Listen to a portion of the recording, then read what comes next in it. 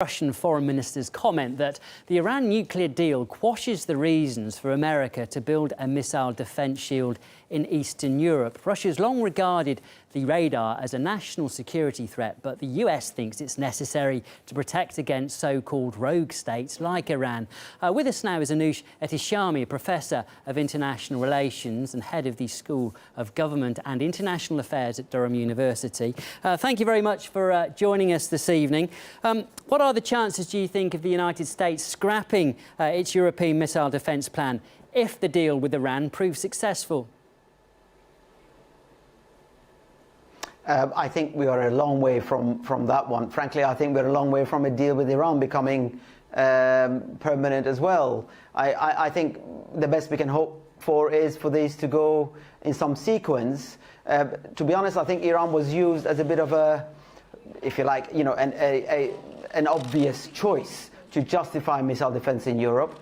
Without Iran, there may be other reasons for the United States to pursue that option, but Iran was a particular case in point.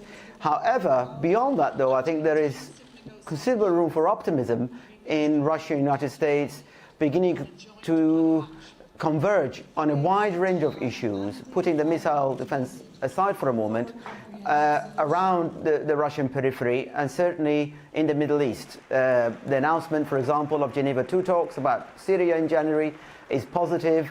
I note that Russian, American and UN officials met in Geneva on the back of the conversations they were having over Iranian nuclear negotiations. And if the first, the nuclear negotiations have gone so well, then we can hope that they will continue to build on this confidence generated to resolve other issues such as missile defense. Yeah, as I said, and let's just talk about this. Let's just talk about this missile defense, because you mentioned earlier there that you think that this deal with Iran is a long way off becoming successful. Why are you sceptical about that?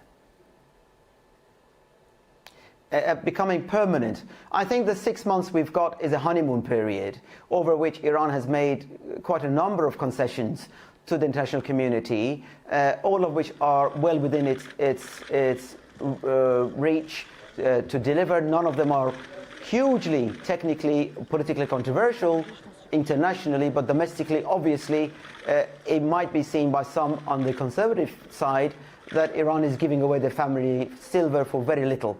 As you know, the financial gains for Iran are just under $7 billion for a 6-month period, just over $1 billion a month, which is a small fry given Iran's major economic problems.